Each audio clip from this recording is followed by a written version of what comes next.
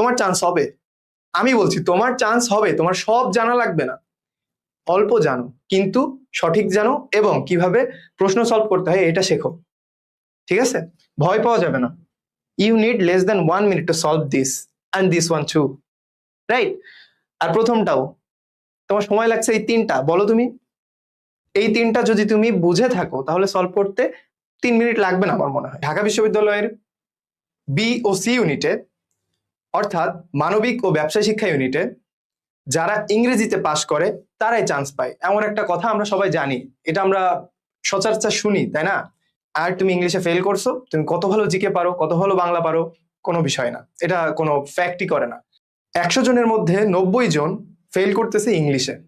ঢাকা বিশ্ববিদ্যালয়ের বি ইউনিটে আমরা বিগত 5, 10, 15 যত বছরের কথাই বলি, ম্যাক্সিমাম স্টুডেন্ট ফেল করে ইংলিশে।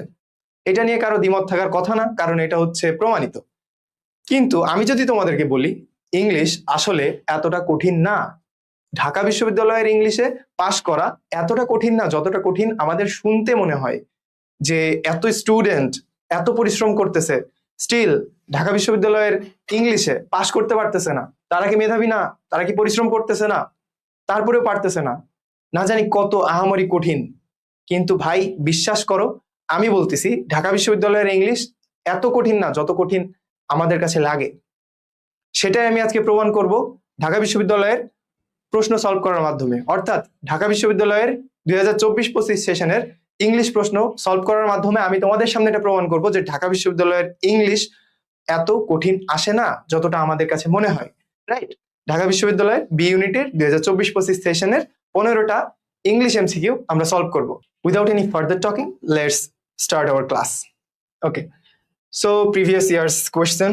আর আমাকে হচ্ছে যে অনেকেই চিনেন অথবা চিনেন না, চেনো অথবা চেনো না, আমি তানজিমুল ইসলাম প্লাবন, পড়ালেখা করছি ঢাকা বিশ্ববিদ্যালয়ে। আমাদের প্রথম প্রশ্ন যেটা আছে, বাই দ্য ওয়ে আমি নিজে হচ্ছে এই প্রশ্নে পরীক্ষা দিয়েছিলাম 2024-25 সেশন আমার। তো যেহেতু আমি এটা আজ সলভ করাচ্ছি, দ্যাট মিনস আমি নিজের পরীক্ষা যেভাবে যেই চিন্তাগুলো করে দিয়েছিলাম অ্যাজ এ স্টুডেন্ট, ওই চিন্তা থেকে আমি তোমাদেরকে সলভ করে দেখাবো। অর্থাৎ যখন কোনো সিনিয়র টিচার প্রশ্ন সলভ করে, তারা এক্সপিরিয়েন্স থেকে করে, অনেক পড়ালেখা করে অবশ্যই ওনারা হচ্ছে যে ভালো ক্লাস দেয়। কিন্তু আমি আজকে যে প্রশ্নটা সলভ করব, ইংলিশ প্রশ্ন, এটা আমি নিজে পরীক্ষা দিয়েছিলাম এবং এই পরীক্ষার পাশ করেই ঢাকা বিশ্ববিদ্যালয়ে এখন আমি পড়ালেখা করতেছি।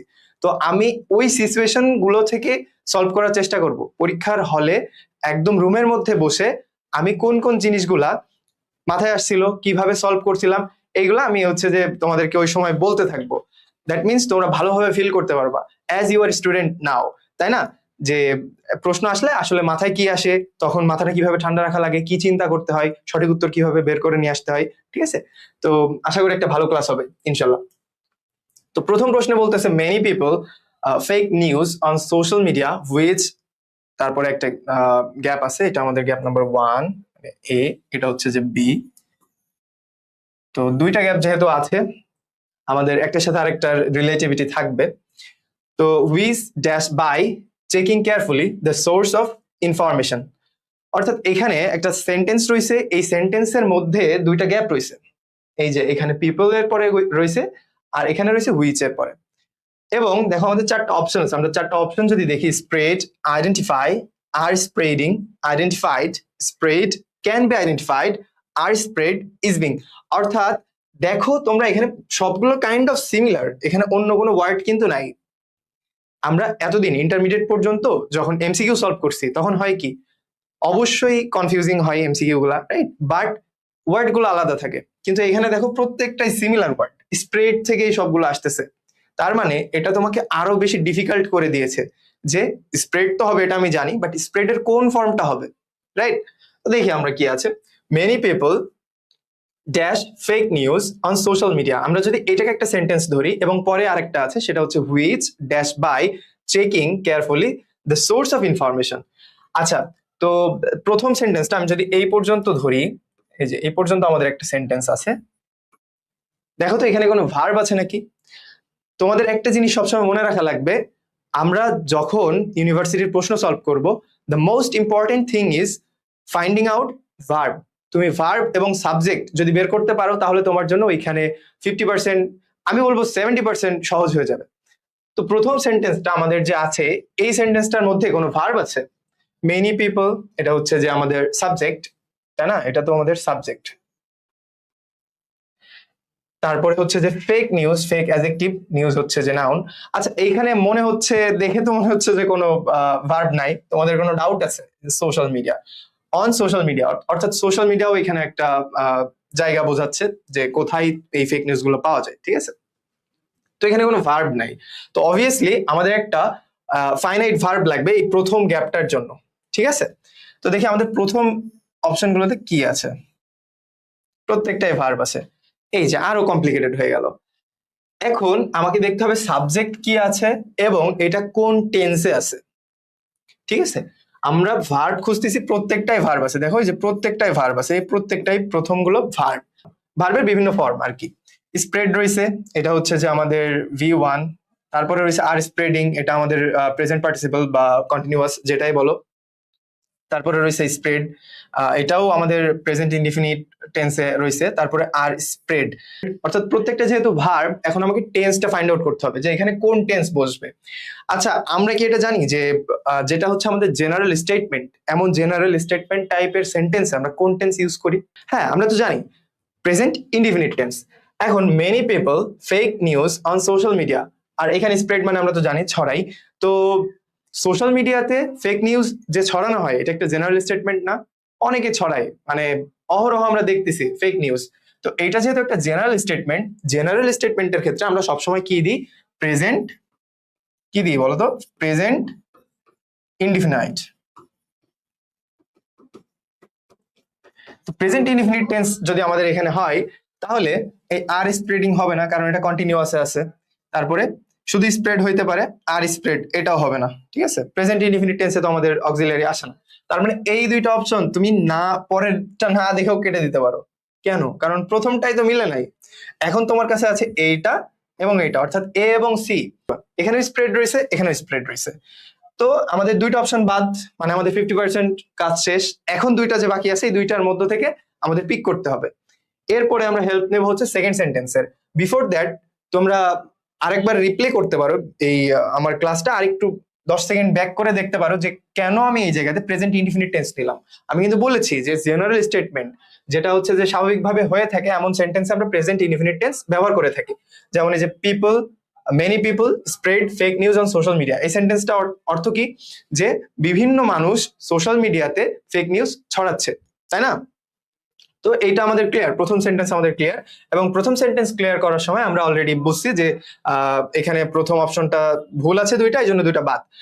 এখন এটা পুরোটা কেটে দিলাম যাতে আর কনফিউশন না থাকে। আমাদের এই দুইটার মধ্যে অ্যান্সার হবে which dash by checking carefully the source of information. অর্থাৎ এই হুইচ অর্থ কি? যেটা, কোনটা?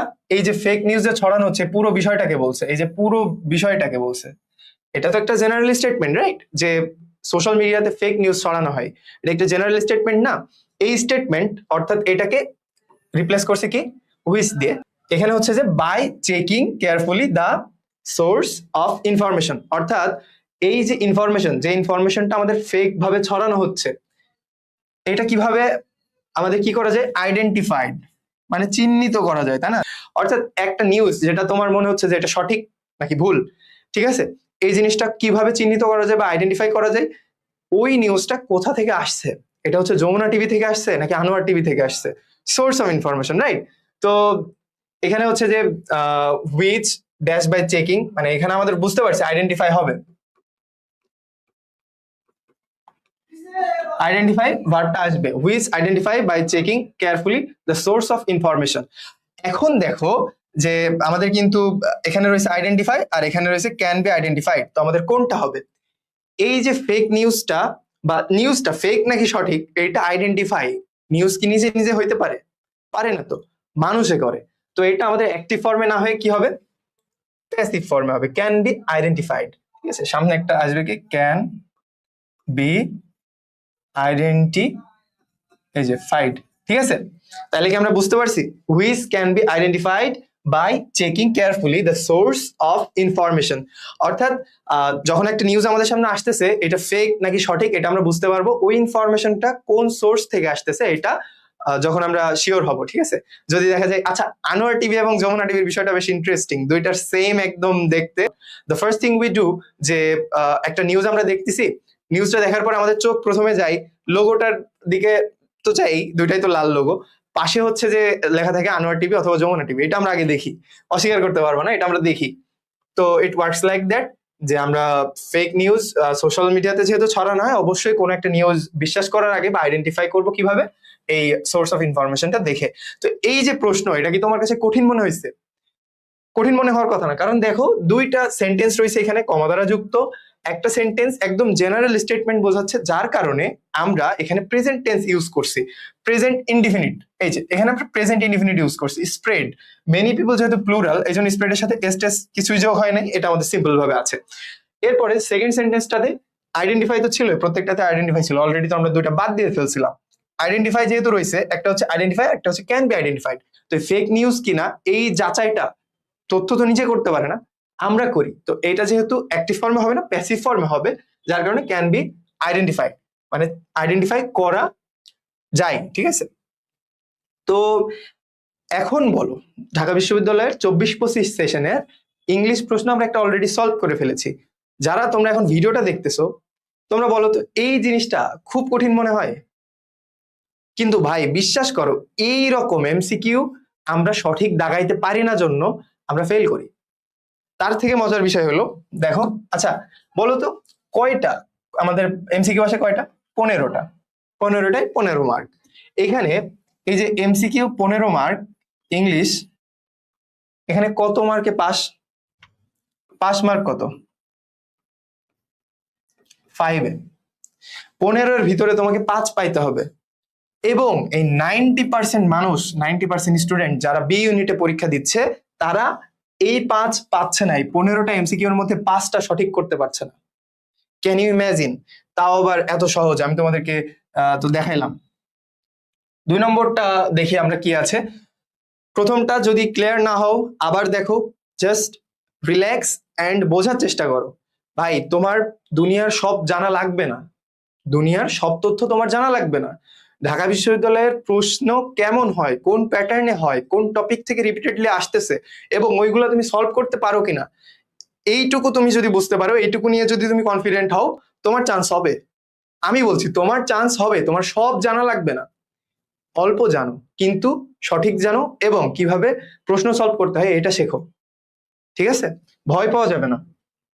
তো নাম্বার 2-তে বলতেছে যে certain serious diseases can be successfully treated dash detected in an initial stage.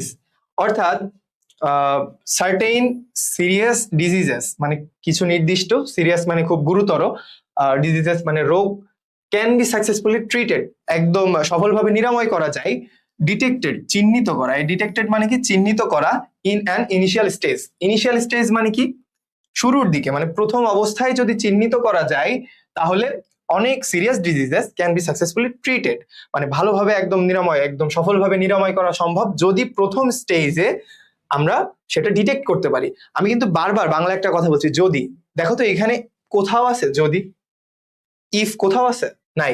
তো আমাদের যেহেতু একটা গ্যাপ রয়েছে অলরেডি, আমরা বাংলা যখন মানে মনে মনে মিনিং করব, তখন বুঝতে পারছি এখানে কিছু একটা মিসিং। এখানে বলতেছে serious diseases can be successfully treated, এটা হচ্ছে যে আমাদের একটা কথা, এবং একটা শর্ত দেওয়া হচ্ছে যদি ইনিশিয়াল স্টেজে চিহ্নিত করা যায়। যেমন আমি তোমাদের যখন এই ক্লাসটা নিচ্ছি, তুমি যখন এই ক্লাসটা দেখতেছো, আমি আশা করব তখন তোমার অ্যাডমিশন জার্নি মাত্র শুরু হচ্ছে, রাইট? তোমার অ্যাডমিশন জার্নি শুরু হচ্ছে, তুমি ইন্টারমিডিয়েট পরীক্ষা দিবা অথবা দিয়েছো মাত্র, ঠিক আছে? এমন না যে পরীক্ষার আগের দিন দেখতেছো। তো যেহেতু তুমি এই প্রশ্ন সলভিং ক্লাসটা দেখতেছো কখন, অনেকদিন আগে থেকে, ঠিক আছে, ইনিশিয়াল স্টেজে দেখতেছো, অ্যাডমিশন নিয়ে তোমার ভাবনা যখন শুরু হচ্ছে ইন্টারমিডিয়েটের পরপরই, ওই সময় যে ভিডিওটা দেখছো না, আমার এই ক্লাসটা দেখছো না, এটা হচ্ছে তোমার ইনিশিয়াল স্টেজ। এই স্টেজে যখন তুমি বুঝতে পারবে আমি কেমনে পড়াচ্ছি, আমার প্রশ্ন সলভিং কেমন, ইংলিশ প্রশ্ন তোমার কাছে কঠিন ফিল করাবো না, দ্যাটস মাই কমিটমেন্ট। বুঝতে পারছো? তো ইনিশিয়াল স্টেজে আমি তোমাকে এই বিশ্বাসটা তোমার ভিতরে গ্রো করাবো যে ইংলিশে তুমি পাস করবা এবং ঢাকা বিশ্ববিদ্যালয়ে চান্স পাবা, ঠিক আছে? তো ইনিশিয়াল স্টেজে যদি আমরা কোনো কিছু আইডেন্টিফাই করতে পারি বা ডিটেক্ট করতে পারি, তাহলে আমরা হচ্ছে যে সাকসেসফুলি এটা ট্রিট করতে পারবো। এটা একটা শর্ত না? কি বোঝাচ্ছে বলো তো? একটা শর্ত বোঝাচ্ছে না? একটা শর্ত যে ইনিশিয়াল স্টেজে ডিটেক্ট করতে পারলে এই সিরিয়াস ডিজিজ গুলা সাকসেসফুলি ট্রিট করা সম্ভব। তো শর্ত বোঝাইলে আমাদের কি বসে? আমরা কিন্তু এখন অপশন দেখি নাই। আমি যখন এই প্রশ্নটা সলভ করছিলাম তখন এই যে আমি যেভাবে পড়িয়ে দিলাম না, আমি এইভাবেই পড়ছিলাম, বিশ্বাস করো আমি এইভাবেই পড়েছিলাম। যখন আমি এই লাইনগুলা পড়তেছি তখন দেখতেছি এখানে তো একটা শর্ত আছে। আমি বারবার বাংলায় বলছি যদি, কিন্তু এখানে তো যদি নাই। দেন আমি অপশনে আসছি এবং খুঁজছি যে আচ্ছা আমাদের মানে শর্ত বোঝায় এমন কি কি আছে। তো আমরা এখানে অপশনে আসি। প্রথম অপশন দেওয়া আছে ইফ মানে যদি, বি নম্বরে আছে লিস্ট মানে যদি না, আর ওয়েদার মানে হচ্ছে যে অন্যথায়, আনলেস মানে যদি না। তাইলে দেখো তো এখানে কোনটা হবে? আমি কিন্তু বাংলায় অনেকবার বললাম, রিপিটেডলি বললাম, এইটা আর এইটা হচ্ছে সিমিলার মিনিং। সিমিলার মিনিং যদি না, এটা হচ্ছে অন্যথায়। তাহলে এই তিনটাই সিমিলার মিনিং, যদি না এবং অন্যথায় তিনটা একই জিনিস। কিন্তু ইফ এটার মানে হচ্ছে যদি। আমরা এটা জানি না যে শর্ত বোঝাইলে আমরা ইফ ইউজ করি, এটা তো আমরা জানি। তো এখানে তাহলে আমাদের কি হচ্ছে? If. Option A is the correct answer. দেখো আমি দুইটা প্রশ্ন তোমাদের সলভ করিয়ে দিয়েছি। প্রথমটা তোমরা দেখেছো, টেন্সের ইউজ ছিল, এবং 2 নম্বরটা তো আরো সহজ, যে একটা শর্ত বোঝাচ্ছে, এই তিনটা দ্বারা বোঝাচ্ছে যে যদি না বা অন্যথায়। আর এখানে হচ্ছে যে ইফ মানে পজিটিভ একটা শর্ত বোঝাচ্ছে। আর এই তিনটাও শর্ত বাট নেগেটিভ, ঠিক আছে? নেগেটিভ শর্ত। এখানে তো আমাদের নেগেটিভ কিছু নাই যে আমরা হচ্ছে যে নেগেটিভ চিন্তা করব। এখানে আছে যে যদি আমরা ইনিশিয়াল স্টেজে রোগ ডিটেক্ট করতে পারি তাহলে এটা সাকসেসফুলি ট্রিট করা সম্ভব। এটা খুব ইজি ছিল, এটা নিয়ে টাইম ওয়েস্ট করার কোনো মানে নাই। তোমরা অলরেডি 2 আউট অফ 2 এখানে পারতে। অ্যাটলিস্ট আমার এই ক্লাস করার পরে যদি এই রুলসে বা এই টাইপের প্রশ্ন তোমার সময় আসে, আমি বিশ্বাস করি তুমি এইগুলা সলভ করতে পারবা। মানে অলরেডি তুমি প্রথম দুইটার মধ্যে দুইটাই কারেক্ট করে ফেলছো, তোমার পাস করতে আর লাগে 3টা এমসিকিউ। 13টা প্রশ্নের মধ্যে 3টা এমসিকিউ সঠিক করতে পারলে তুমি পাস করবা, যেটা 90% স্টুডেন্ট করতেছে না, ঠিক আছে?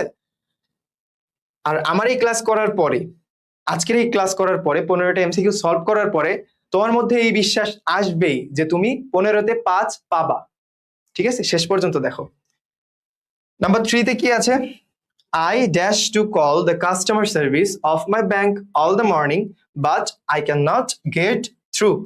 অর্থাৎ কাস্টমার সার্ভিসে আমি সকাল থেকে ফোন দিচ্ছি, এই যে ব্যাংকের কাস্টমার সার্ভিসে আমি সকাল থেকে ফোন দিচ্ছি but I can not get through.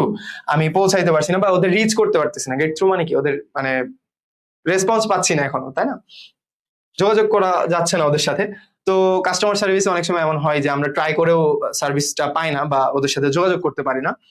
তো এইখানে উনি কি বলতেছে, মানে আমার কথাই বলতেছি আর কি, I dash to call the customer service of my bank all the morning. এখানে কিন্তু একটা সময় আছে, টাইম, একটা টাইম উল্লেখ করা আছে না, কখন থেকে আমি একটা কাজ করতেছি, টাইম উল্লেখ করা আছে না।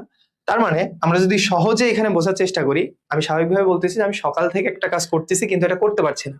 সময়টা বলছি না, সকাল থেকে এখনো চলমান। আমি বলি নাই যে আমি গতকাল সকাল থেকে বিকাল পর্যন্ত ট্রাই করছি, এটা কিন্তু বলি নাই। আমি বলছি সকাল থেকে আমি ট্রাই করছি। আমি যদি বলি সকাল থেকে আমি দাঁড়িয়ে আছি এখনো সে আসলো না, তার মানে সকাল থেকে আমি দাঁড়ানো শুরু করছি এখনো কিন্তু বসি নাই, সে আসে নাই, ঠিক আছে? প্রেজেন্ট রয়েছে এখনো, বিষয়টা বুঝছো? এখন আমরা অপশনে আসি, হ্যাড বিন ট্রাইং। তোমরা আগে একটা জিনিস ক্যাপচার করো মাথায়, যে এটা কিন্তু এখনো প্রেজেন্টে রয়েছে। অল মর্নিং ও বলতেছে আজকে, মানে সকাল থেকেও কল দিচ্ছে, গেট থ্রু করতে পারছে না, পৌঁছাইতে পারছে না। তো সকাল থেকে যেহেতু করতেছে, এটা প্রেজেন্ট, কোনো ডাউট আছে? এটা হচ্ছে প্রেজেন্ট। কিন্তু প্রথম অপশনটাতে দেখো আমাদের কি আছে? হ্যাড আছে, তার মানে এটা হবে না, এটা বাদ। তো would be trying, all morning থেকে ও ট্রাই করবে নাকি করছে? করতেছে না, তাহলে এটাও হবে না। তুমি বুঝতেছো, একদম ইজি। ট্রাইড, এটাও পাস্ট। দেখো তুমি যদি শুরুতেই বুঝতে পারো এটা প্রেজেন্ট টেন্সে আছে, তাহলে তুমি প্রথম 3টা অপশন একদম ইজিলি বাদ দিয়ে ফেলতে পারবা। দেখো প্রথমটাতে পাস্ট, এইটাতে পাস্ট, এখানে রয়েছে উড বি ট্রাইং, চেষ্টা করে থাকবো, কোনো কথা। প্রেজেন্ট টেন্সে রয়েছে, তুমি প্রেজেন্ট টেন্সটা খুঁজবা। এই যে দেখো এখানে প্রেজেন্ট টেন্স রয়েছে, একটাতেই প্রেজেন্ট টেন্স রয়েছে। ঢাকা বিশ্ববিদ্যালয়ের প্রশ্ন এত কঠিন কে বলে? কনফিউজ রয়েছে তুমি, এখানে প্রেজেন্ট হবে এটা তুমি বুঝতে পারছো, এবং এই 3টাই আছে পাস্টে। তুমি তিনটা ইজিলি বাদ দিয়ে ফেলতে পারছো, তোমার মাথায় ঘামানো লাগতেছে না। You need less than 1 minute to solve this and this one too, right? আর প্রথমটাও তোমার সময় লাগছে এই তিনটা, বলো তুমি এই তিনটা যদি তুমি বুঝে থাকো তাহলে সলভ করতে 3 মিনিট লাগবে না আমার মনে হয়, লাগবে? এখানে I dash to call the customer service of my bank all morning, এই পর্যন্ত পড়ার পরে তুমি বুঝবা যে এটা হচ্ছে এখনো পাস্ট হয়ে যায় নাই। তারপরে যা আছে আছে, but I can not get through, এখানেও ক্যান নট রয়েছে, এটা দেখেও বুঝতেছো যে এটা এখনো প্রেজেন্ট। এখানে যদি কুড নট থাকতো তুমি বুঝতে যে এটা পাস্ট, এখানেও ক্যান নট রয়েছে, এটা প্রেজেন্ট। তুমি যখন একবার রিডিং পড়ার পরে, একবার এই প্রশ্নটা পড়ার পরে বুঝে ফেলছো যে না এটা হচ্ছে যে প্রেজেন্টে আছে, এবং তোমার উত্তরটাও হবে প্রেজেন্টে, কারণ এখানে হচ্ছে আমাদের কি লাগবে, ভার্ব লাগবে, ভার্বটা হবে প্রেজেন্টে। তখন তুমি অপশনের দিকে তাকাইলেই বুঝবা যে এইটা বাদে প্রেজেন্টে আর নাই কিছু। 30 সেকেন্ড লাগবে তোমার এটা সলভ করতে, কমও লাগতে পারে যদি তুমি এই পড়াতে অনেক ফাস্ট হও। অনেকে আছে যে এই লাইন পড়তে 5 সেকেন্ডও লাগে না, অনেকের 20 সেকেন্ড লাগতে পারে, এটার উপরে ভ্যারি করে, বাট খুব বেশি সময় লাগবে না। এখন তুমি আমাকে বলো এই 2 আউট অফ 2 এটা কি এখন 3 আউট অফ 3 হবে? বলো তো, 3 আউট অফ 3 হবে না? একদম ইজি। এইটা ঢাকা বিশ্ববিদ্যালয়ের 2024-25 সেশন, অর্থাৎ আমার সময়ের প্রশ্ন। এইগুলা তোমার কাছে কঠিন লাগছে? সহজ লাগে নাই? একদমই সহজ। পুরো 4 মাস বা 3.5 মাস, 3 মাস যেটাই বলো, এই সময়টা ধরে তুমি যদি 15 থেকে 20টা টপিক এইভাবে প্র্যাকটিস করো, আমি যেভাবে করিয়ে দিচ্ছি, প্রশ্ন সলভিং করিয়ে দিচ্ছি, এভাবে আমি যদি তোমাকে প্র্যাকটিস করাইতে পারি, তুমি বিশ্বাস করো না যে তুমি ঢাকা বিশ্ববিদ্যালয়ের ইংলিশে পাশ করবা? করো না? করা উচিত, কারণ এখানে অলরেডি আমি 3 আউট অফ 3 তোমাকে বিশ্বাস করাইছি যে এই তিনটা তুমি আমার এই ক্লাসটা করে পরীক্ষার হলে থাকা অবস্থায় তিনটা সলভ করতে পারতে, আমি বিশ্বাস করি। এবং আমি এটাও বিশ্বাস করি যে তোমরাও পারবা, ইনশাল্লাহ তোমরাও পারবা। আচ্ছা, নাম্বার 4, দেখো আমাদের ঢাকা বিশ্ববিদ্যালয়ে কি কি প্রশ্ন আসে এটা নিয়ে আমরা পরবর্তীতে বা আগেও কথা বলেছি, পরবর্তীতে আবার বলবো। আজকে শুধুমাত্র সলভিং করাচ্ছি, ঠিক আছে? প্রশ্ন সলভ করিয়ে আমি আজকে এই ক্লাসটা শেষ করব, এবং অবশ্যই তোমাদেরকে আমি এমন কয়েকটা টপিক বলবো যেখান থেকে রিপিটেডলি ঢাকা বিশ্ববিদ্যালয়ের প্রশ্ন আসে। এই স্পেসিফিক কিছু টপিকের উপরে তোমার যদি দক্ষতা থাকে, তোমার যদি বিশ্বাস থাকে যে এই টপিকগুলা থেকে প্রশ্ন আসলে তুমি পারবা, তাহলে তুমি চান্স পাবা। তোমার 15তে 15 পাওয়া লাগে না ভাই, বোঝো বিষয়টা, তোমার 15তে 15 পাওয়া লাগে না। 15তে 15 কেউ কেউ পায় না বললে ভুল হবে, কিন্তু এইটা হচ্ছে তোমার টার্গেট হওয়া উচিত না। যেখানে 15তে 5 না পেয়ে ফেল করতেছে 90% মানুষ, এবং ওই 90%কে তুমি কেমন শিক্ষার্থী মনে করবো আমি জানি না, কিন্তু আমি তোমাকে একটা ইনফরমেশন দিই, এই 90% স্টুডেন্টের ভিতরে অ্যাটলিস্ট 70 জন আছে যারা জিপিএ 5 পাওয়া স্টুডেন্ট, তারা কিন্তু খারাপ স্টুডেন্ট না, ঠিক আছে? তো just focus on your self, যে তুমি 15তে অ্যাটলিস্ট 10 পাইলে, ইংলিশে 10 পাইলে তুমি চান্স মনে করো যে হয়তো 90% শিওর। তো দেখো এখানে আমাদের সিনোনিম অ্যান্টোনিম থেকে প্রশ্ন যেহেতু আসে, এই সিনোনিম অ্যান্টোনিম জিনিসটা হচ্ছে যে একটু মেমোরাইজিং টাইপের, তো এখানে ওইরকম ট্রিক্স নাই। তুমি যত বেশি ওয়ার্ড মিনিং জানবা, যত বেশি ওয়ার্ড তুমি এই অ্যাডমিশন সিজনে পড়বা, মেমোরাইজ করবা, তত তোমার এটার মানে অ্যাকিউরেসি ভালো হবে, রাইট? তো এখানে বলতেছে ডেভিয়েট, এই ডেভিয়েট মিনিংটা জানা উচিত। মানে এটা হচ্ছে যে খুব আননোন, আহামরি আননোন এমন কিছু না, এটা হচ্ছে যে বিচ্যুতি, ঠিক আছে? এখন বিচ্যুতি বলতে কি বোঝায় এটা মানে আমি নিজে তোমাকে বোঝাইতে পারতেছি না, বাংলাতে আমি খুবই বাজে। ডেভিয়েট মানে হচ্ছে যে একটা জিনিস থেকে কেটে ফেলা, সরিয়ে দেওয়া, এই টাইপের বিচ্যুতি, বুঝছো না? তো এর হচ্ছে যে আমাদের একটা সিনোনিম বের করতে বলছে। সিনোনিম দেখি তো, বুঝছো? কিন্তু একটা জিনিস থেকে সরিয়ে ফেলা, কেটে ফেলা, বাদ দিয়ে দেওয়া, তো তার সিনোনিম ওই টাইপেরই হবে। প্রথম অপশনটাই রয়েছে আমার কন্টিনিউ, মানে চালিয়ে যাওয়া। দেখো একটা হচ্ছে বাদ দেওয়া, আমার এখানে রয়েছে ডিবেট মানে বাদ দেওয়া, বিচ্যুত করা। তো প্রথম অপশন রয়েছে কন্টিনিউ, এটা হবে? হবে না, কন্টিনিউ মানে চালিয়ে যাওয়া, তার মানে এটা বাদ, এটা আমাদের বাদ। এরপরে আছে পারভেট। এই পারভেট অর্থ কি? পরিব্যাপ্ত। খুব কঠিন কঠিন বাংলা আসতেছে, দেখো ইংলিশের থেকে বাংলা কঠিন। বিচ্যুত, পরিব্যাপ্ত, এগুলো অনেক কঠিন বাংলা না? পরিব্যাপ্ত মানে হচ্ছে একটা জিনিস যা আছে ওইটা থেকে আরো বাড়ানো, তাইলে একটা জিনিস থেকে কেটে ফেলা আর একটা জিনিস থেকে বাড়ানো, এটা টোটালি অপোজিট, এটা হচ্ছে অ্যান্টোনিম, ডেভিয়েটের অ্যান্টোনিম, এটাও বাদ। পারভেট মানে হচ্ছে যে পরিব্যাপ্ত, বাড়ানো। তারপরে হচ্ছে ডিগ্রেস। ডিগ্রেস মানে হচ্ছে যে কমানো বা ওই তো বিচ্যুত করা, বাদ দিয়ে দেওয়া, এটা বোঝায়। তার মানে এইটা আর এটা কাইন্ড অফ সিমিলার। আমরা লাস্ট অপশনটা দেখবো, যদি এর কাছাকাছি না হয় তাহলে এটা উত্তর, রাইট? ডি নম্বরে আছে অল্টারনেট। অল্টারনেট মানে সবাই জানি একটার পরিবর্তে আরেকটা।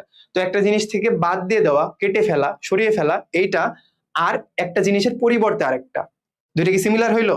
হইলো না তো, তাহলে আমাদের অল্টারনেটিভও হবে না। তো রাইট অ্যান্সার হচ্ছে ডিগ্রেস। ডিগ্রেস মানে ও কমিয়ে ফেলা, এটা হচ্ছে ডেভিয়েটের সিনোনিম।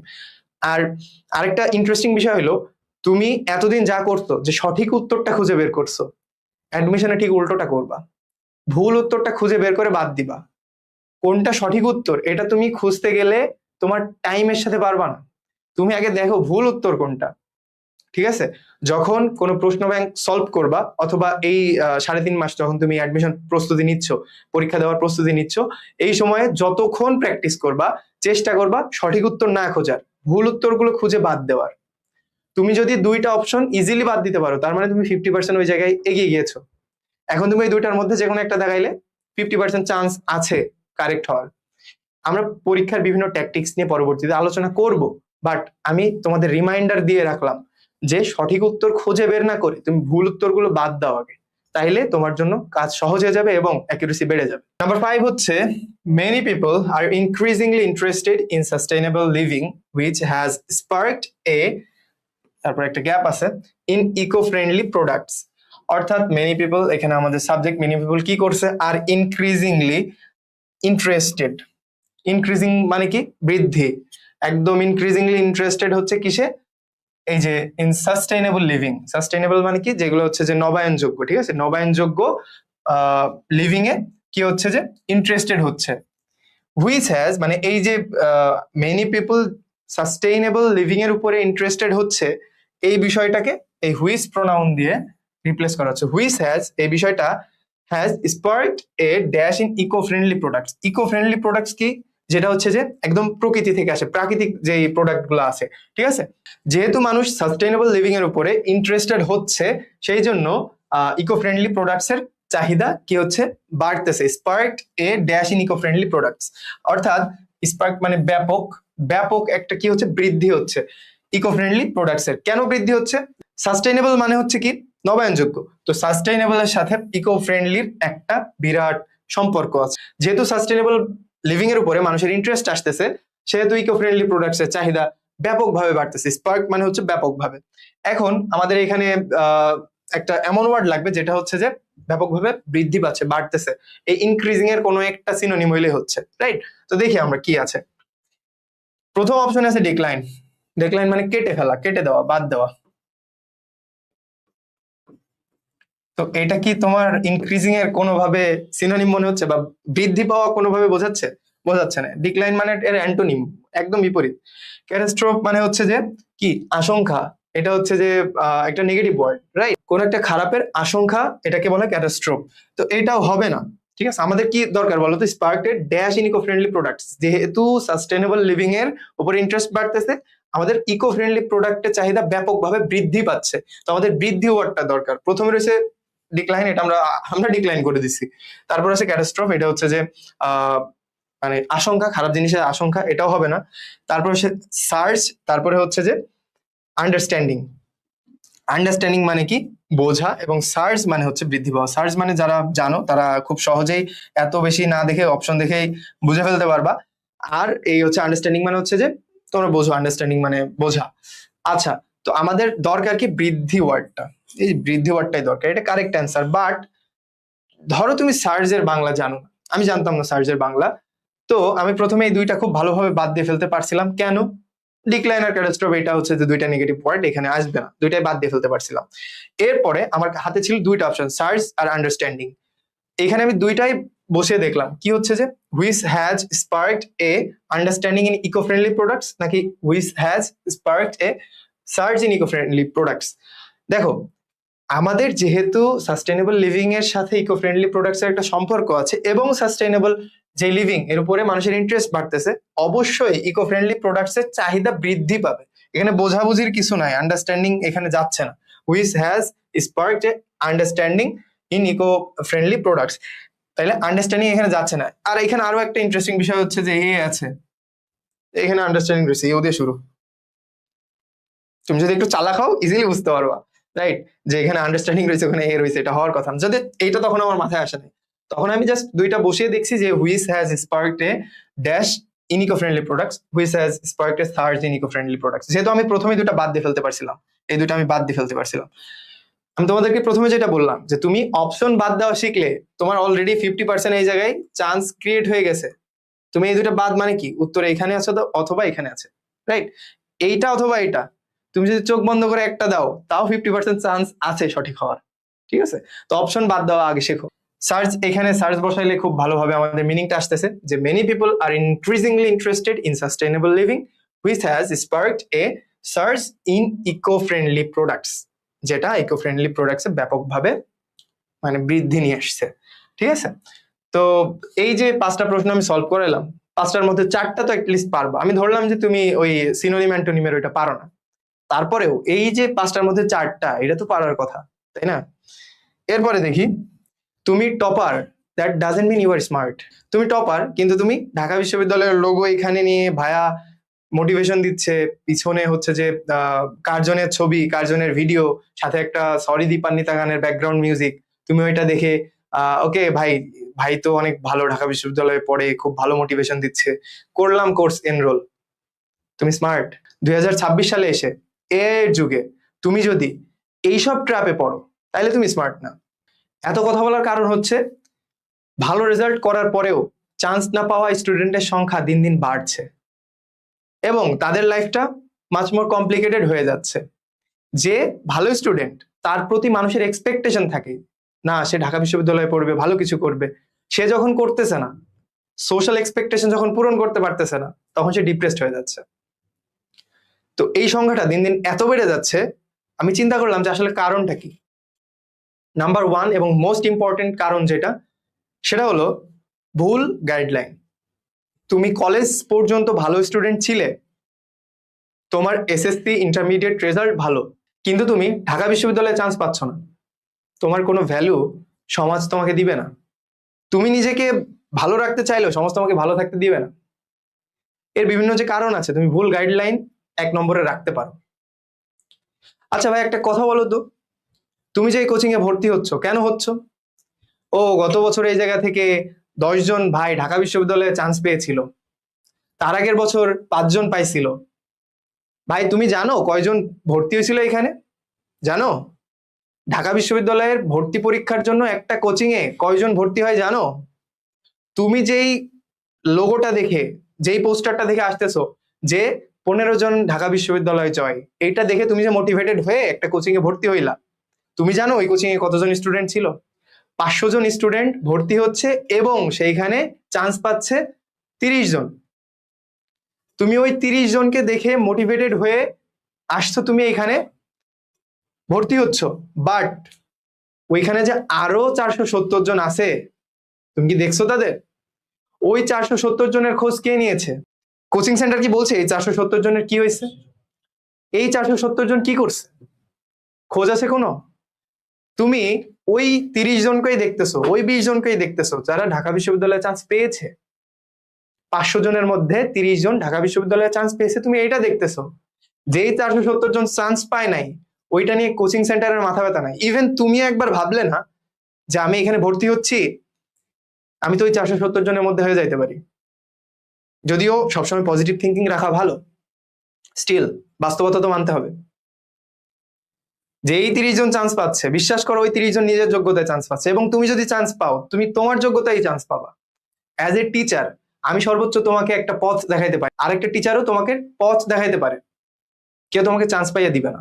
কোনো টিচার কখনো এই রিস্ক নিয়েছে নাকি আমি জানি না, বাট আমি উইলিংলি এই রিস্ক নিচ্ছি। আমার কাছে ইংলিশ পড়ার পরে যদি কেউ ঢাকা বিশ্ববিদ্যালয়ের ইংলিশে পাশ না করতে পারে, তাহলে তার রেসপন্সিবিলিটি আমি নেব। রেসপন্সিবিলিটিটা কিভাবে নেব? আমি একটা কোর্স লঞ্চ করছি, কোর্স ফিটা খুবই কম, মাত্র এখন। আচ্ছা আমি বলি, আমাদের কোর্স ফিটা বেশি ইন্টারেস্টিং, সেটা হচ্ছে যে এখন কত সাল চলে? 2026 এবং ওয়ার্ল্ড কাপ। এই ওয়ার্ল্ড কাপ এবং 2026-এর একটা কম্বিনেশনে আমরা হচ্ছে যে 2026 টাকা কোর্স ফিতে, মাত্র 2026 টাকা কোর্স ফিতে তোমাদের ইন্টারমিডিয়েট পরীক্ষার শেষ হওয়ার পর থেকে একদম ঢাকা বিশ্ববিদ্যালয়ের পরীক্ষার দিন পর্যন্ত ইংলিশ পড়াবো মাত্র 2026 টাকায়। জেনারেল নলেজ, বাংলা এগুলা না, শুধুমাত্র ইংলিশ পড়াবো। 3 মাসের বেশি হবে হয়তো, 3 সাড়ে 3 মাস, মাত্র 2026 টাকায়। এবং আমি 100% রেসপন্সিবিলিটি নিতে প্রস্তুত। তোমাকে ঢাকা বিশ্ববিদ্যালয়ের ইংলিশে পাস করাবই। শর্ত শুধু একটা শর্ত পূরণ করো, তাহলেই হবে। শর্তটা কি? শর্তটা হইল আমার কথা শোনা লাগবে।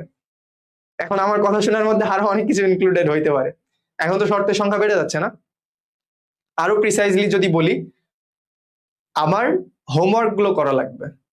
This is the only condition I am giving you. তুমি যদি এই শর্তটা পূরণ করতে পারো এবং আমার কাছে পড়ার পরেও তোমার ঢাকা বিশ্ববিদ্যালয়ের ইংলিশে পাস না হয়, তাহলে এই কোর্স ফি তোমাকে আমি রিফান্ড করব। একদম 100% রিফান্ড, 100%, 100%, 100% রিফান্ড করবো আমি। এই রেসপন্সিবিলিটি আমি নিচ্ছি। কোনো টিচার কখনো নিয়েছে নাকি আমি জানি না, বাট এই যশোরে আমাদের প্রতিজ্ঞা প্রাইম লার্নিং এ এই কোর্সটা আমি লঞ্চ করছি তোমাদের ভালোর জন্য। এখানে আমার একমাত্র উদ্দেশ্য তোমাকে ঢাকা বিশ্ববিদ্যালয়ের ইংলিশে পাস করানো। এবং আমি এখন পর্যন্ত যেই প্রবলেমগুলো তোমাকে সলভ করে দেখিয়েছি, যেই 5টা এমসিকিউ, এখান থেকে তোমার বিশ্বাস আসার কথা যে না, আমার কাছে পড়লে তোমার পাস ইংলিশে হবে। আমার অন্যান্য ক্লাসগুলো কমেন্ট সেকশনে দেওয়া থাকবে, তুমি এখান থেকে দেখতে পারো, করবা, দেন ডিসিশন নিবা। আমার কাছে পড়তে আসার আগে তোমার বিবেচনা করা লাগবে না এখানে কি পড়াই, কেমনে পড়াই। সেটার জন্য আমার এই প্রতিজ্ঞা প্রাইম লার্নিং যেই পেজটা আছে, এখানে অনেক ভিডিও আছে, তুমি দেখো, ওয়াইজলি ডিসিশন নাও। আমি বারবার বলতেছি, 2026 সালে এসে তুমি যদি সরি দীপান্বিতা গানের ব্যাকগ্রাউন্ড মিউজিক শুনে কোর্স এনরোল করো, তোমার মতো গাধা নাই। তুমি যদি একটা কোচিং এ 500 স্টুডেন্টের মধ্যে 30 জন চান্স পাইছে, এইটা দেখে ওই কোচিং এ ভর্তি হও, ভাই তুমি 470 জনের মধ্যে থেকে যাবা। কারণ যেই 30 জন চান্স পাচ্ছে ও এমনিতেই পাইতো। তুমি 470 জনের কথা চিন্তা করো, এই রেশিওটা চিন্তা করো, কতজনের মধ্যে কতজন চান্স পাচ্ছে, এবং যারা চান্স পাচ্ছে না তাদের নিয়ে কোচিং কি করতেছে। আমি তোমাকে কথা দিচ্ছি, আমি তোমাকে ঢাকা বিশ্ববিদ্যালয়ের খ ও গ ইউনিটে ইংলিশে পাস করিয়ে দেবই। যদি আমি না করাইতে পারি, তাহলে তুমি 100% রিফান্ড পাবা। তোমার কোনো লস নাই। তুমি চান্স পাইলে তো পাইছই, ইংলিশে পাস করলে তো পাইছই, করছই, কোনো সমস্যা নেই, তাই না? তুমি তো খুশি হয়ে যাবা। যদি না পাও, আমি তোমাকে 100% রিফান্ড করবো। And I have that confidence যে আমি তোমাকে পাস করাইতে পারবো। এই জন্য আমি অফার দিচ্ছি। তোমাকে টাকা ফেরত দিলে আমার কোনো লাভ আছে? তোমার পিছিয়ে আমি 3.5 মাস পরিশ্রম করব, দিন শেষে তুমি যদি আমার ওই কোর্স ফিটা ফেরত নিয়ে যাও, আমার কোনো লাভ আছে? নাই, তাই না? তো আমি তোমাকে নিয়ে এবং নিজেকে নিয়ে কনফিডেন্ট। আমি তোমাকে ইংলিশে ঢাকা বিশ্ববিদ্যালয়ের বি ও সি ইউনিটে পাস করাতে পারবই, এবং তুমি পাস করবা। তো তোমরা বুঝে শুনে ডিসিশন নাও। আমার এখানে আসলে ইদার তুমি ইংলিশে পাস করতেছো, অথবা তুমি তোমার টাকা ফেরত নিয়ে যাচ্ছ। তোমার বোথ সাইড বেনিফিট। তুমি যদি চান্স না পাও, তাইলে হচ্ছে যে দুঃখ ভারাক্রান্ত মন নিয়ে আমার কাছ থেকে রিফান্ড নিয়ে যাবা, একদম সসম্মানে আমি তোমাকে রিফান্ড করে দেবো 100%। আর যদি ইংলিশে পাস করো, তোমার 90% চান্স বিওসি ইউনিটে 90% কনফার্ম হয়ে থাকো যে তুমি ইংলিশে পাস করছো, মানে চান্স পাচ্ছ। সি ইউনিটে তো আরো 95%। ঠিক আছে, 95% কনফার্মেশন আমি দিচ্ছি, তুমি ইংলিশে পাস করলেই চান্স পাবা। তো নাম্বার 6 এ হচ্ছে যে he went to the hospital, এটা আমি পড়লাম একটু আগে। হি went to the hospital after dash on the head with a bottle. তো এখানে দেখো আফটার রয়েছে, এটা কি একটা প্রিপোজিশন, রাইট? একটা প্রিপোজিশন।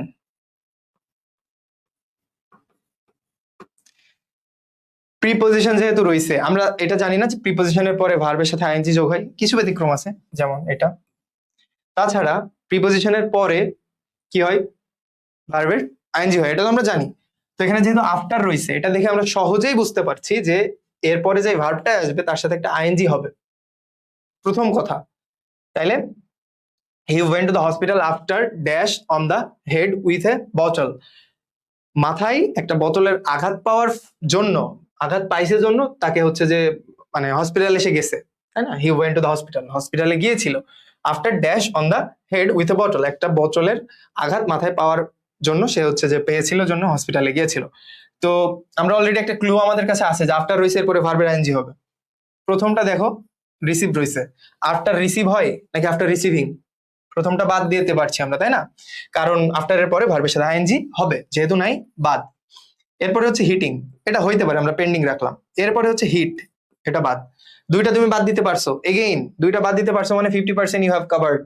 এখন একটা হচ্ছে হিটিং আর একটা হচ্ছে বিং হিট, দুইটাই কিন্তু আইএনজি আছে, মানে এইটার মধ্যে যে কোনো একটা হবে এই দুইটার মধ্যে, তাই না?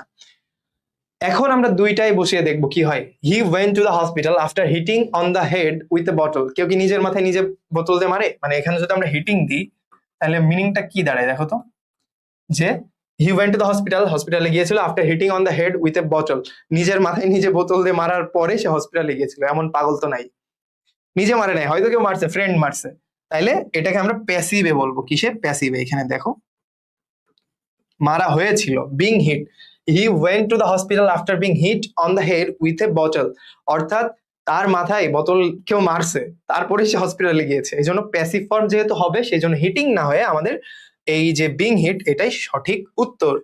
তাহলে কি আমরা ক্লিয়ার হয়েছি? এখানে দুইটা অপশন কিন্তু আমরা ইজিলি বাদ দিতে পারছি, এই যে এ এবং সি, এই দুটো একদম ইজিলি বাদ দিতে পারছি। দেন বি ও ডি এর মধ্যে কনফিউজড আমরা ছিলাম, তারপরে আমরা বুঝছি কি যে নিজের মাথায় নিজে বোতল যেহেতু মারতেছে না সেজন্য এটা প্যাসিভ ফর্ম হবে, ডি উত্তর। ঢাকা বিশ্ববিদ্যালয়ের প্রশ্ন এমনই আসে, এইটা ঢাকা বিশ্ববিদ্যালয়ের বি ইউনিটের 2024-25 সেশনের। তুমি সলভ করতে পারো, পারো না? এটা তুমি সলভ করতে পারতে না? পারতে, এখন থেকে পারবা, রাইট? তার মানে তুমি অলরেডি 3-4 রকমের অ্যাটলিস্ট সিস্টেম তুমি শিখে গিয়েছো, এই টাইপের প্রশ্ন আসলে তুমি সলভ করতে পারবা। এরপরে নাম্বার 7 হচ্ছে চুজ দ্য ইনকারেক্ট স্পেলিং। বানান থেকে আমাদের প্রত্যেক বছর একটা করে প্রশ্ন আসে, এটা মাস্ট, এটা 3 স্টার একটা জিনিস, টপিকটা আর কি। এটা হচ্ছে যে 3 স্টার একটা টপিক, এই স্পেলিং আসবেই। আসবেই বলতে হ্যাঁ আসে, সচরাচর আসে, না আসলে সেটা ব্যাড লাক। এই যে স্পেলিং, স্পেলিং যে টপিক, এইটাতেও তোমার অ্যাকিউরেসি কখন আসবে?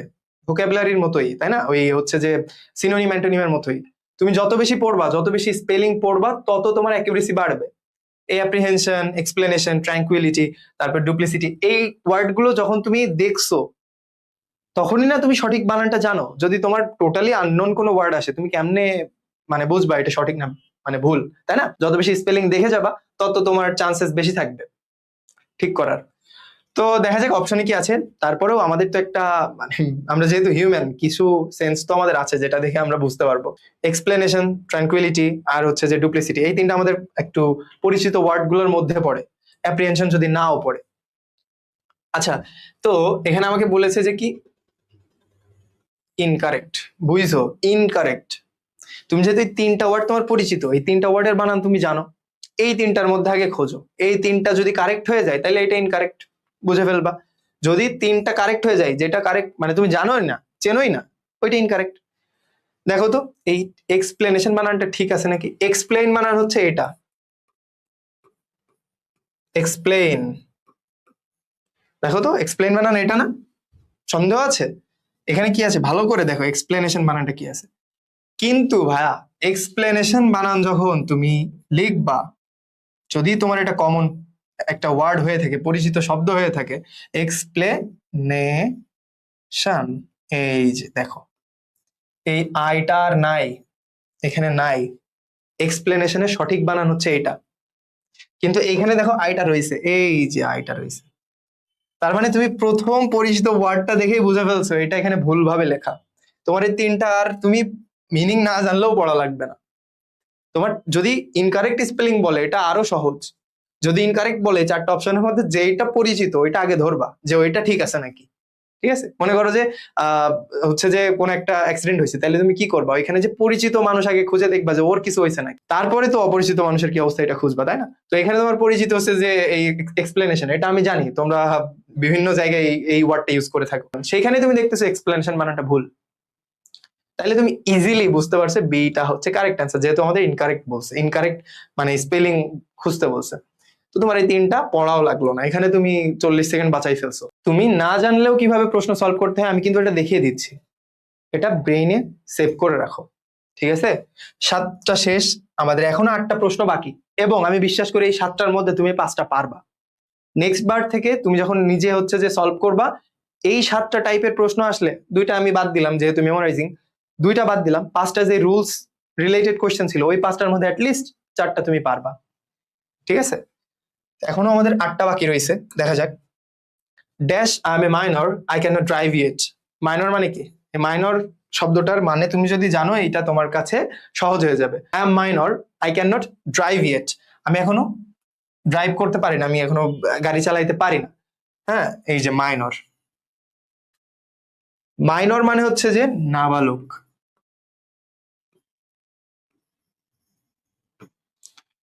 এই যে নাবালক মানে এখনো হচ্ছে শিশু। তোমরা অনেকে হয়তো জানো যে এবার আইপিএলে ওই যে কার জিতছে কে জানি, বৈভব সূর্যবংশী, তাই না? ওর বয়স কত? 15 বছর। ও এখনো হচ্ছে যে মাইনর। যদিও ক্রিকেট মাঠেও মাইনর না, বাট অ্যাকচুয়ালি তো মাইনর, যার কারণে এখনো গাড়ি চালানোর অনুমতি পায় নাই। এখনো 3 বছরের ওয়েট করা লাগবে, 18 বছরের পরে যে ও ড্রাইভ করতে পারবে। তো এখানেও সেটাই বলতেছে যে I am minor, I can not drive ইট। সামনে আমাদের একটা ওয়ার্ড লাগবে, যেহেতু আমি minor, I can not drive ইট। যেহেতু আমি মাইনর, আমি যেহেতু নাবালক, আই ক্যান নট ড্রাইভ ইট, এখন আমি চালাইতে পারি না গাড়ি। ঠিক আছে, তো দেখি অপশন কি আছে। Being, being I M A minor, এটা হবে না। এই যে বিং আর এম এক সেন্টেন্সে কি দুইটা হবে? হবে না, এটা ভুল। এটা তো বোঝা যাচ্ছে যে আই এম এ মাইনর, এখানে হচ্ছে যে যেহেতু, যেহেতু মিনিংটা দিবে এমন একটা ওয়ার্ড লাগবে, যেহেতু। হ্যাঁ, তো বিং দিয়ে তো যেহেতু বোঝায় না। Being I M A minor এটা হবে না। এম নিজেও একটা ভার্ব, বিং এখানে এখানে ভার্ব হিসেবে আসবে না। তো এটা বিভিন্ন, তুমি 2-3 ভাবে বাদ দিতে পারো। তারপরে আছে কি ডিউ। ডিউ মানে হচ্ছে বকেয়া টাইপের কিছু একটা বোঝাই, আর এখানে আমাদের দরকার যেহেতু মিনিং দিবে এমন কিছু, তাহলে ডিউও হচ্ছে না। হ্যাঁ, এরপরে আছে এভিডেন্টলি, মানে প্রমাণিত ভাবে। এভিডেন্ট মানে কি? প্রমাণ। এভিডেন্টলি মানে প্রমাণিত ভাবে। তাহলে এখানে প্রমাণিত ভাবে মাইনর, এটা তো যাচ্ছে না, এটাও ভুল। দেখো সিন্স মানে হচ্ছে যেহেতু। খুবই ইজি পিকিং, তুমি এই 4টা অপশন দেখলেই বুঝবা যে সিন্স মানে হচ্ছে যে এখানে যেহেতু বোঝায়। তুমি বাংলা যখন এটা করছো, এই সেন্টেন্সটা যখন তুমি বাংলা মিনিং করতেছো, তোমার শুরুতেই লাগতেছে যেহেতু। যেহেতু আমি minor, I can not drive ইট, আমি এখনো গাড়ি চালাইতে পারি না, ঠিক আছে, ড্রাইভ করতে পারি না। তো যেহেতু মিনিংটা তুমি ডিরেক্ট এই জায়গায় চোখ চলে যাবে তোমার ডি নম্বরে, দেখবা যে সিন্স মানে যেহেতু, তুমি সঠিক উত্তর করে ফেলতে পারবা। তো 8টা প্রশ্নের মধ্যে তোমার কঠিন লাগছে কোনটা, এটা একটু কমেন্ট করো তো। এই প্রথম 8টার মধ্যে কোনটা তোমার কঠিন লাগছে, এটা কমেন্ট সেকশনে জানাও। 9 নম্বরে কি আছে দেখি। To have cold feet means, এই কোল্ড মানে কি আর ফিট মানে কি? এটা মানে সবাই জানে, কোল্ড মানে কি? ঠান্ডা। আর ফিট মানে পা, ঠান্ডা পা, তাই না? তাহলে to have cold feet means ঠান্ডা পা থাকা। আচ্ছা, দেখা যাক কি আছে এখানে। টু ফিল কোল্ড, শীত লাগছে এমন বোঝায়, নাকি টু বিকাম বিজি, ব্যস্ত হয়ে যাওয়া, নাকি টু বিকাম নার্ভাস, নার্ভাস হয়ে যাওয়া, নাকি টু ডিসঅ্যাগ্রি মানে সম্মতি না জানানো, অসম্মতি দেওয়া। এটা কোল্ড ফিট, এটা কি লিটারাল অর্থে মানে আসবে এখানে? লিটারাল অর্থে মানে আক্ষরিক অর্থে যদি আমরা বুঝি, তাহলে সেটা হচ্ছে যে টু ফিল কোল্ড। কিন্তু না, এটা কিন্তু আক্ষরিক অর্থে মিনিং হবে না, ঠিক আছে? এই কোল্ড ফিট মানে হচ্ছে, তোমরা অনেকে হয়তো জানো, এটা দেখেই বুঝে ফেলতে পারবা, এটা মেমোরাইজিং পার্টের একটা অংশ। To become nervous, cold feet মানে হচ্ছে যে নার্ভাস হয়ে যাওয়া। এটা মেমোরাইজিং পার্টের, এখানে আসলে এরকম বোঝানোর কিছু নাই। তুমি হচ্ছে যত বেশি মেমোরাইজিং পার্ট প্র্যাকটিস করবা, তত তোমার জন্য অ্যাকুরেসি বাড়বে, আমি যেটা বলছি আগে থেকে। তো এই টাইপের জিনিস, ফ্রেজ এন্ড ইডিয়মস, প্রোভার্ব, তারপরে হচ্ছে স্পেলিং, ভোক্যাবুলারি, সিনোনিম, অ্যান্টোনিম, এই জিনিসগুলো তুমি অ্যাডমিশনে 3.5 মাস মুখস্থ করবা, পড়বা, বিভিন্ন ভাবে মানে ক্যাপচার করার চেষ্টা করবা, রাইট? তো ওর মধ্যে থেকে কমন চলে আসবে, বিশ্বাস করো, তুমি যা পড়বা তার বাইরে আসবে না, ঠিক আছে? তো এখানে বোঝানোর কিছু নাই, কোল্ড ফিট মানে হচ্ছে যে টু বিকাম নার্ভাস। ওকে, এরপরে নাম্বার 10। নাম্বার 10 কে বলো তো? মেসি নাকি নেইমার? আচ্ছা, যাই হোক, নাম্বার 10 এ বলতেছে যে the hustles and bustles of the city she has found a peaceful park to take rest. Hustles and bustles মানে কি? হাসেলস এন্ড বাসেলস মানে কি? এইটার মানে তোমরা যদি জানো, তাহলে বুঝবো যে তোমার প্রস্তুতি অনেক ভালো, তুমি একজন ভালো স্টুডেন্ট। নট নেসেসারিলি তোমার জানাই লাগবে, কিন্তু দেখে বোঝা যায় হাসেল মানে কি। বলে না, হ্যাসেল ফ্রি হইতে পারছি না, ঝামেলাপূর্ণ। হাসেলস এন্ড বাসেলস মানে হচ্ছে যে কোলাহল। এই কোলাহলের, কোথায় কোলাহল থাকে? সিটিতে নাকি গ্রামে থাকে? সিটিতে থাকে।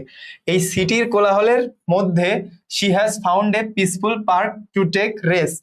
আমি অলরেডি বলছি মধ্যে, মানে সিটির এই যে কোলাহল, এটার মধ্যে শি হ্যাজ ফাউন্ড, সে খুঁজে পেয়েছে একটা পিসফুল পার্ক, একটা পিসফুল পার্ক খুঁজে পেয়েছে টু টেক রেস্ট। যারা তোমরা যশোরে থাকো, তোমরা পিসফুল পার্ক বলতে পৌর পার্ককে বোঝাই, তাই না?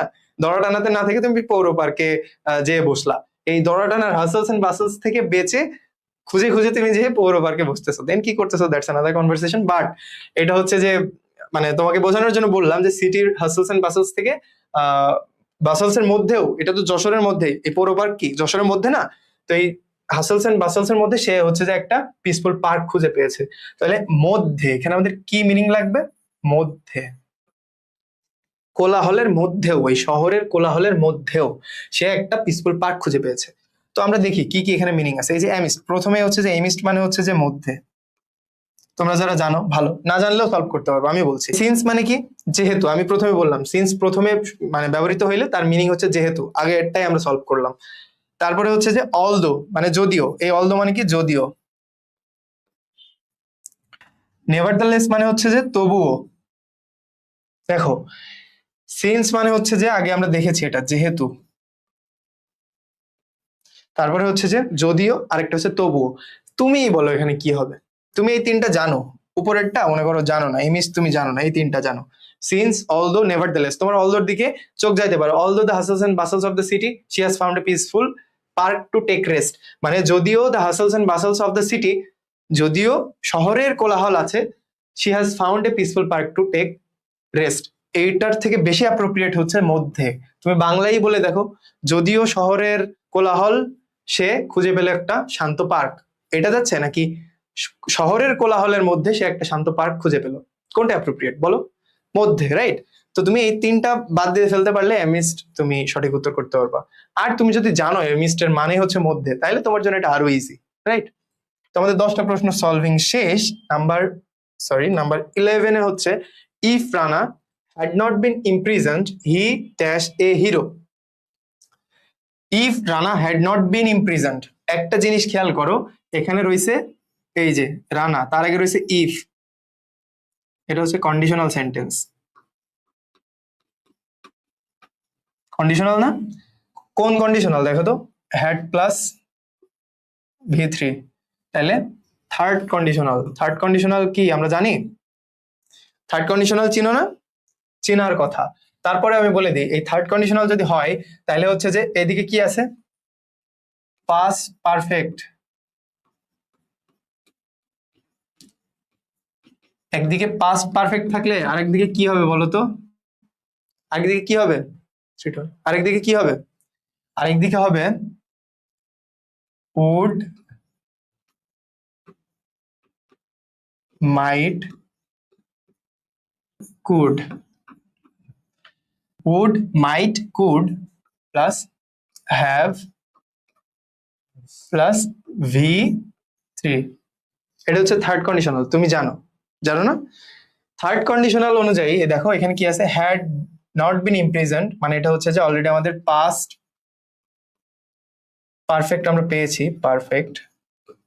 তার মানে এইখানে যে কমার পরে এখানে আমাদের কি হবে বলতো, এই যে এই তিনটা মানে যে কোনো একটা হবে, উড, মাইট, কুড, তারপরে হচ্ছে যে হ্যাভ প্লাস V3, এইটা হবে এই গ্যাপে, তাই না। এটা আমরা শিখছি কই থেকে, কন্ডিশনালের রুলস থেকে। কন্ডিশনালের রুলস যদি তুমি জানো তাহলে এটা সহজে পিক করতে পারছো, এখানে উড, মাইট, কুড, তারপরে হ্যাভ প্লাস V3 হবে। এরকম অপশন কোথায় আছে দেখো, এখানে হ্যাড দিয়ে তো শুরুই হবে না, কারণ তুমি অলরেডি জানো যে উড, মাইট, কুড হবে। তাহলে যেখানে উড নাই তুমি কেটে দিতে পারো, এটার আগে নাই, এটার আগে নাই, এটা, এটা, এটা, তিনটাই বাদ, তিনটাই বাদ। Can you imagine, can you imagine, এইটা একটা প্রশ্ন, ঢাকা বিশ্ববিদ্যালয়ের প্রশ্ন, অ্যান্ড ইউ জাস্ট রিকগনাইজড যে এইটা থার্ড কন্ডিশনাল, এখানে পাস্ট পারফেক্ট আছে এবং এই গ্যাপে তোমার would, might, could plus have plus V3 এইটা হবে। এটা তুমি প্রথম যখন এটা পড়বা তখনই বুঝতে পারবা। তার মানে তুমি কি খুঁজবা, এখানে যেহেতু এটা হবে অপশনে তো সেটাই খুঁজবা। অপশনে যেয়ে দেখলে এই উড, মাইট, কুড এই তিনটাতে শুরুই হয়েছে মাত্র একটা অপশন, তোমার এখানে 1 সেকেন্ড লাগবে, তুমি দেখবা হ্যাড দিয়ে শুরু হয়েছে বাদ, উইল দিয়ে শুরু হয়েছে বাদ, হ্যাজ দিয়ে শুরু হয়েছে বাদ, উড দিয়ে একটাই শুরু হয়েছে, কারেক্ট অ্যান্সার। কয় সেকেন্ড লাগবে, 3 সেকেন্ডও লাগবে না ভাই। এই প্রশ্ন তুমি সলভ করতে, কন্ডিশনালের রুলস যদি তোমার মাথায় থাকে, এই প্রশ্ন সলভ করতে তোমার 5 সেকেন্ড লাগবে। দেখো, তুমি দেখো, তুমি শিওর এটা উত্তর করে আসতে পারতা। এরপরে নাম্বার 12 হচ্ছে identify the figure of speech in she has a heart of gold. আচ্ছা, এটা হচ্ছে আমাদের ফিগার অফ স্পিচ থেকে আসছে। ফিগার অফ স্পিচও আমাদের একটা মেমোরাইজিং পার্টের মধ্যে পড়ে। ফিগার অফ স্পিচ এটা হচ্ছে যে তোমরা খুব ভালোভাবে পড়বা, এটা থেকে একটা প্রশ্ন আসার পসিবিলিটি থাকে। হ্যাঁ, কিছু টপিক থাকে না যে রিপিটেডলি প্রশ্ন আসে, এটা হচ্ছে ওয়ান অফ দেম। তো আমাদেরকে বলতেছে identify the figure of speech in she has a heart of gold. অর্থাৎ এই হার্টকে কিসের সাথে তুলনা করছে? দেখো তো, হার্টকে তুলনা করছে গোল্ডের সাথে। হার্ট কি কখনো স্বর্ণ হইতে পারে? বাস্তবিক ভাবে তো পারে না, মানে আক্ষরিক ভাবে তো এটা দেখা যাচ্ছে যে স্বর্ণের হৃদয়, এটা কি হয়? হয় না তো। তো যেহেতু আমাদের এই একটা জিনিসের সাথে আরেকটা জিনিসের তুলনা করা হচ্ছে, কি করা হচ্ছে? তুলনা করা হচ্ছে, সদৃশ বোঝানো হচ্ছে, সেহেতু এটা আমাদের ইদার মেটাফোর হবে অথবা হচ্ছে যে সিমিলে হবে।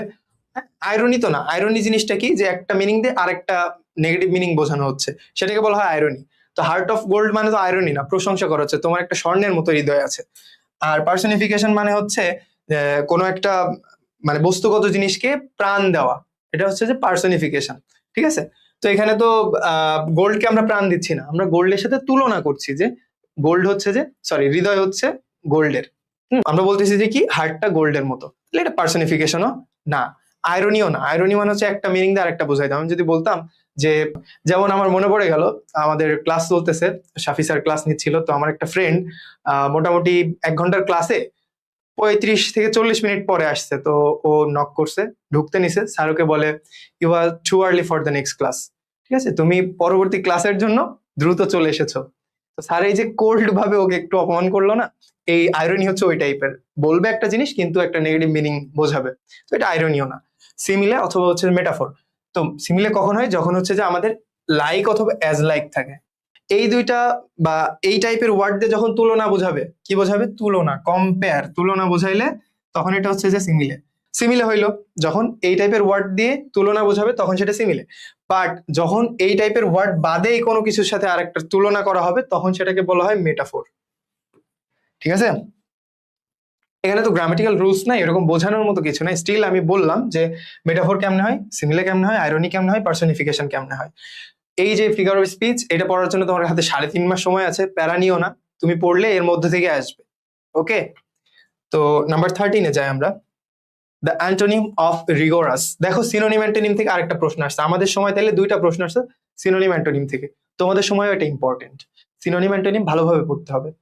আমরা হচ্ছে যে আমাদের কোর্স যেটা আমরা লঞ্চ করছি, ওইটা সম্পর্কে আরো বিস্তারিত তথ্য তো নিয়ে আসবো। তো আমাদের সিনোনিম অ্যান্টোনিমের শিট থাকবে, এবং আমি বিশ্বাস করি শিটের মধ্যে থেকে তোমাদের কমন পড়ার পসিবিলিটি অনেক। ঠিক আছে? তো 13 নম্বর প্রশ্নে কি বলতেছে? The Antony of rigorous. এই রিগোরাস মিনিংটা তুমি জানো? যদি না জানো তাহলে তো এই কাজটা তোমার জন্য অনেক কঠিন হয়ে গেল। আমি তোমাকে বলছিলাম না, নট নেসেসারিলি তোমার 15টাই পারা লাগবে, দরকার নেই। তো তুমি যদি রিগোরাস মানে না জানো, এইটা রিস্ক নিবা না। আমি নিছিলাম না, রিগোরাস মানে আমার মাথায় ছিল না, যার কারণে আমি এটা করছিলাম না। ঠিক আছে, একটাই বাদ দিছিলাম সম্ভবত এটা। তো এখন রিগোরাস মানে কি? রিগোরাস মানে হচ্ছে কঠোর, কঠিন, এই টাইপের একটা ওয়ার্ড। কঠোর অথবা কঠিন যেটাই বলো। এটার অ্যান্টোনিম,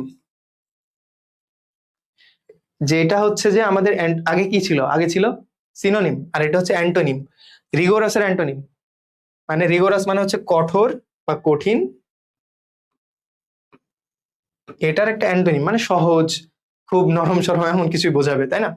তো চ্যালেঞ্জিং, এই চ্যালেঞ্জিং মানেটা কি? চ্যালেঞ্জিং মানেও জটিল, কঠিন, তাই না? এরপরে কি আছে? রেভেনাস। এটার মানে আমি জানি না, মনে করো তুমিও পরীক্ষার হলে জানো না, এটা নিয়ে চিন্তা করো না। এরপরে কি আছে দেখো? ফ্লেক্সিবল। তুমি রিগোরাস মানে যদি কঠোর জানো, কঠোর জানো, এখন নেগেটিভ কি হবে? কঠোর মানে কি? যেটা নড়াচড়া করা যাবে না, খুব একদম স্ট্রিক্ট। আর ফ্লেক্সিবল মানে কি? যেটা তুমি ইচ্ছা মতো নড়াইতে পারবা, যা ইচ্ছা করতে পারবা। ঠিক আছে? Flexible, manageable. তো তুমি যদি রেভেনাস মানেও কঠোর, রেভেনাস মানেও কঠোর, ডমিনেটিং মানে হচ্ছে যে ডমিনেট করে আর কি, প্রভাব বিস্তার করতে চাই, অবদমন করতে চাই, এই টাইপের। ঠিক আছে? তো ডমিনেটিং, রেভেনাস আর চ্যালেঞ্জিং 3টা সিমিলার কাইন্ড অফ ওয়ার্ড, যেটা হচ্ছে রিগোরাসের সিনোনিম। ফ্লেক্সিবল মানে হচ্ছে যে নমনীয়, অর্থাৎ কঠোর না, কঠোরের বিপরীত হচ্ছে নমনীয়। এই যে নমনীয় না, এই নমনীয় মানে হচ্ছে যে ফ্লেক্সিবল, অর্থাৎ ফ্লেক্সিবল মানে হচ্ছে যে নমনীয়। তাহলে আমরা রিগোরাসের অ্যান্টোনিম পেয়ে গিয়েছি কি? ফ্লেক্সিবল। ইজি না একদম? তখন ইজি যখন তুমি ওয়ার্ড মিনিংটা জানবা। তো আমরা শেষের দিকে চলে আসছি প্রায়। 14 নম্বর প্রশ্নের উত্তরটা আমরা দেখবো কি হয়। 14 নম্বর প্রশ্নে বলতেছে meet me the metro station by half an hour.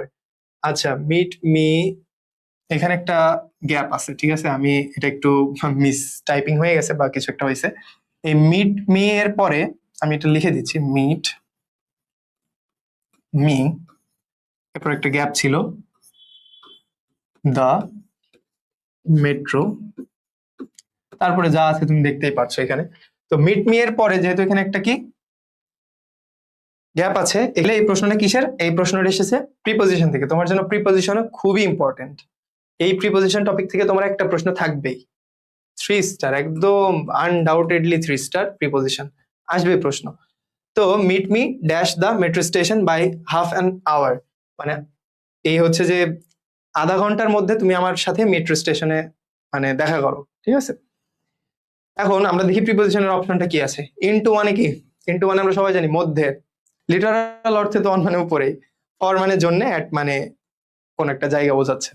তো দেখো তো এখানে কি হবে, meet me dash the metro, meet me into the metro, মেট্রোর মধ্যে দেখা করো, meet me on the metro, নাকি meet me for the metro, নাকি অ্যাট দ্য মেট্রো, কোনটা হবে? প্রিপোজিশন যখন তুমি পড়বা একটা জিনিস খুব ভালোভাবে মাথায় রেখে পড়বা, এই যে এখানে যেগুলো রয়েছে না, এই ফর বাদে, ফরটা বাদে, কারণ ফর এখানে হবে না, meet me for the metro station এটা হবে না। তারপরে হচ্ছে যে ইনটু, এটাও হবে না, কারণ মেট্রোর মধ্যে দেখা করার কথা বলছে না, মেট্রো স্টেশনের স্টেশনে দেখা করতে বলছে, মেট্রো স্টেশনের মধ্যে না। এই অন, অ্যাট, অ্যাভোভ, এই টাইপের কিছু কনফিউজিং জিনিস থাকে না, এইটা নিয়ে খুব ভালো ধারণা রাখবা। এখানে বলছে মেট্রো স্টেশন, খুব নির্দিষ্ট, আমি এখানে লিখে দিচ্ছি, এই যে একদম নির্দিষ্ট, নির্দিষ্ট জায়গা, নির্দিষ্ট জায়গা বোঝালে আমরা অ্যাট ইউজ করি, এটা আমাদের একটা মেমোরাইজিং পার্টের অংশ। নির্দিষ্ট জায়গা মানে অ্যাট, এই অ্যাট যেহেতু বোঝাচ্ছে নির্দিষ্ট জায়গা দিয়ে, তার মানে আমরা এখানে একদম কনফিডেন্টলি অ্যাট দেখাই দিতে পারি। তুমি যদি জানতে তাহলে এটা করতেও তোমার সময় লাগতো না। And finally we are in the last question, দেখি শেষ প্রশ্ন কি বলছে। The fire fighters worked for 5 hours to dash the blaze, অর্থাৎ ব্লেজ মানে তো আমাদের আগুন, এটা জানোই। ফায়ার ফাইটার্স মানে যারা হচ্ছে অগ্নি নির্বাপক যারা আছে, তারা হচ্ছে যে 5 ঘন্টা কাজ করেছে ফায়ার ফাইটার্সটা টু ড্যাশ দ্য ব্লেজ, এই আগুনটাকে কি করার জন্য। ফায়ার ফাইটার্স কেন কাজ করে? আগুন জ্বালানোর জন্য নাকি নেভানোর জন্য? নেভানোর জন্য না? তাহলে এখন আমাদের এখানে খুঁজতে হবে যে নেভানো ইংলিশ কোনটা।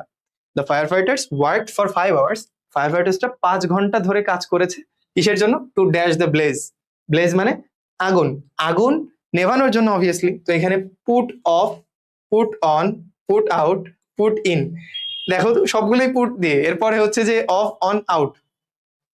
এখন তো কনফিউশন বেঁধে গেছে, পুট ইন মানে কি, পুট অন মানে কি, পুট অফ মানে কি, পুট আউট মানে কি, এইগুলা তুমি যদি না জানো, কি বলে এটারে, গ্রুপ ভার্ব বলে, তাই না?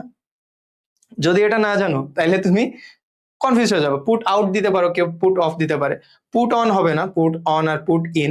পুট অন মানে হচ্ছে যে পরিধান করার, পুট ইন মানে ওই টাইপের কিছু একটা, তো পুট ইনও হবে না। পুট আউট অথবা পুট অফ যে কোনো একটা হবে, যে কোনো দুইটার মধ্যে একটা হবে। তুমি 50% বাদ দিতে পারছো মানে আর 50% তোমার হাতে আছে, চোখ বন্ধ করে একটা দিলেও পসিবিলিটি আছে হওয়ার। তো পুট আউট মানে হচ্ছে নিভিয়ে ফেলা। তুমি যদি এটা জানো তাহলে সময় লাগবে না। এবং ইন্টারেস্টিং বিষয় হলো এটাও মেমোরাইজিং পার্টের মধ্যেই পড়ে, গ্রুপ ভার্ব মেমোরাইজিং পার্টের মধ্যে পড়ে। তাহলে মেমোরাইজিং পার্ট থেকে 5টা প্রশ্ন এসেছে, 15টা প্রশ্নের মধ্যে মেমোরাইজিং পার্ট থেকে এসেছে 5টা প্রশ্ন। এই 5টা প্রশ্ন বাদে যেই 10টা প্রশ্ন এসেছে গ্রামেটিক্যাল, এই গ্রামেটিক্যাল 10টা প্রশ্নের মধ্যে তুমি 8টা পারবা না আজকের ক্লাসটা করার পরে? তোমার সময়ে এই 10টা টাইপের প্রশ্ন থেকে যদি প্রশ্ন আসে তুমি 8টা পারবা না অ্যাটলিস্ট? আমার তো মনে হয় তুমি 10টায় পারবা, কারণ আমি খুব সহজ ভাবে 2024-25 সেশনের, অর্থাৎ আমার সেশনের ঢাকা বিশ্ববিদ্যালয়ের খ ইউনিটে আসা প্রশ্নগুলো সলভ করে দেখালাম। কঠিন লাগছে? মনে হচ্ছে না যে তুমি হইলে অ্যাটলিস্ট 13টা সঠিক করতে পারতে? পারতে, ঠিক আছে, তুমিও পারবা, তোমার সময়ও পারবা, কোনো প্রেশার নাই। তো আজকের ক্লাস এই পর্যন্তই ছিল। আমি ক্লাসের মধ্যে আমার যেই কোর্স সম্পর্কে কথা বললাম ওইটার আপডেট সামনে আমি আরো স্পেসিফিক ভাবে নিয়ে আসবো, এবং আমার কোর্স প্ল্যানটা তোমাদের সামনে নিয়ে আসবো। যদি ঢাকা বিশ্ববিদ্যালয়ের বি ও সি ইউনিটে ইংলিশে পাস কনফার্ম করতে চাও, এখনই আমাদের সাথে যোগাযোগ করো, হোয়াটসঅ্যাপ নাম্বার দেওয়া থাকবে, অথবা এই পেজেই মেসেজ দিতে পারো, আমরা বিস্তারিত তথ্য তোমাকে দেব। তুমি চান্স পাবা, তোমাকে ইংলিশে পাস করাবো, এটাই আমার উদ্দেশ্য। তুমি চান্স না পাইলে বা ইংলিশে পাস না করলে আমার রিফান্ড করতে খুব খুশি আমি হব না, মানে আমার কোনো লাভই হবে না। আমি কেন এটা চাইবো যে আমি 100% রিফান্ড করব? তোমাকে 3.5 মাস সার্ভিস দেওয়ার পরে আমি তোমাকে 100% রিফান্ড করতে চাইবো না। স্বাভাবিকভাবে বোঝো, আমার মধ্যে ওই কনফিডেন্ট আছে, তোমার মধ্যে ওই কনফিডেন্ট থাকা উচিত যে আমি তোমাকে বি ও সি ইউনিটে ইংলিশে পাস করাবো, দেন আমার লাভ হবে, তখন আমার কিছু একটা মিনিং থাকবে। তার আগ পর্যন্ত আমার মিনিং থাকবে না। তো আমি ওইভাবেই তোমাকে সার্ভ করব। সবার জন্য দোয়া রইলো, শুভকামনা রইলো। অ্যাডমিশন প্রস্তুতি নিয়ে কোনো প্রেশার নিও না। যারা বি ও সি ইউনিটে আছো, ঢাকা বিশ্ববিদ্যালয়ের জন্য চেষ্টা করতেছো, I am here for you. That's it. আসসালামু আলাইকুম।